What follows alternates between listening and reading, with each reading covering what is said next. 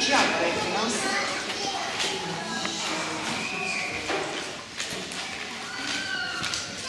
Ko? Tik maz? Mans izbrauciens un universitātes nebija nemaz tik lēts. Redziet, mana persona nolasīja arī atskaiti par to, kā viņi ir iztērējuši kukuļos saņemto naudu un pie kām tā bija viņas ideja. Publiski mēģināt man piekukuļot, mūsu skatītāji neko tādu vēl nebija redzējuši. Kā, bet es biju pilnīgi pārliecināta, ka tā ir tā ideja. Nē, tā radās man. Patiesībā tās jūs lieliski māki.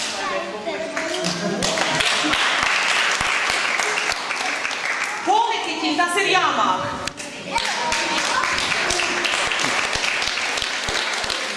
Kā redzat, atklātība pārņem ikvienu sfēru. Tā ir jūsu vieta? Jā. Vai tā bija paredzēts? Tā kā visam mūsu valstī ir jānotiek atklāti, tad man jārada arī sava ģimenes dzīve. Bet es zināju, ka jūs šķirsieties no savas sievas. Tagad man būs tā krīze, kas cilvēkiem gadās ap gadiem 40. Un ja krīze, tad krīze, ko tad lai es citu daru?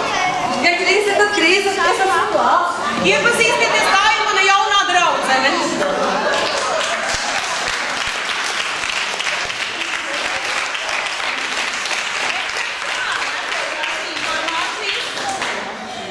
Jūs vēlējāties šķirties, jo jūs sieva gājusi pie kāda plastikas ķirurga, lai izskatītos jaunāk. Ko?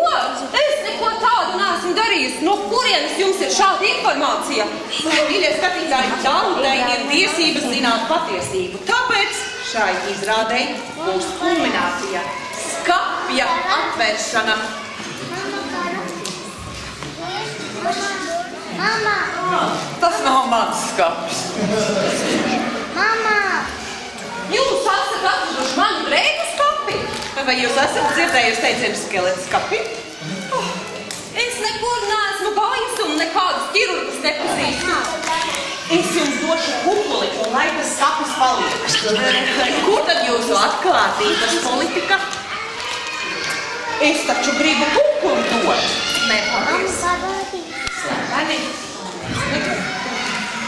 Bet jūs agrāk ņēmāt.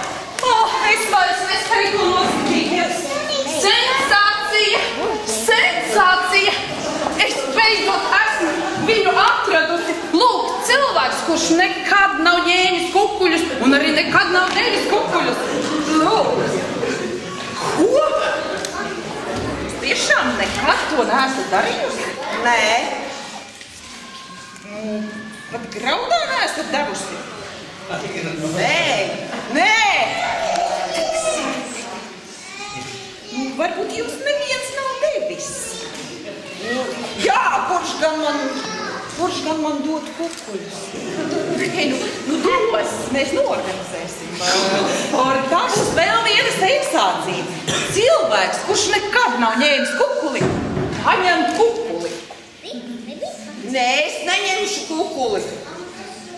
Klausies, tu savā dzīvē neko nesasniegsi. Tu uz stikla kalnā neuzjās bez sava zelta zirga.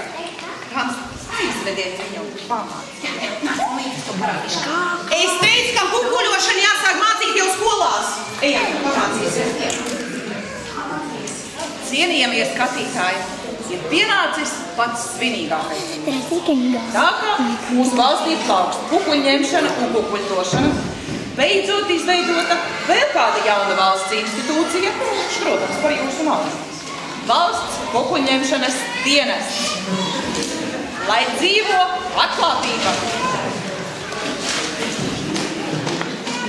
Vārds valsts kukuļņemšanas dienesta direktorei.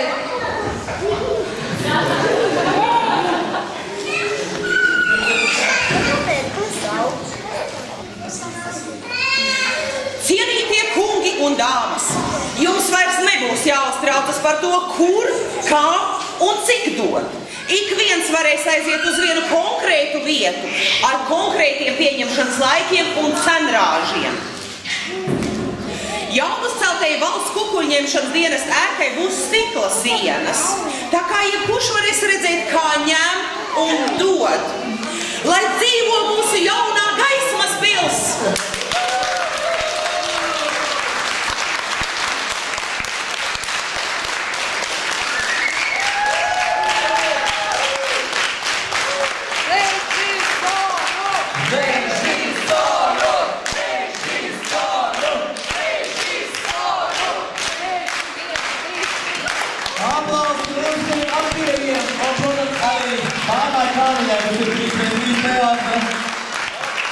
tā notē, vai ne?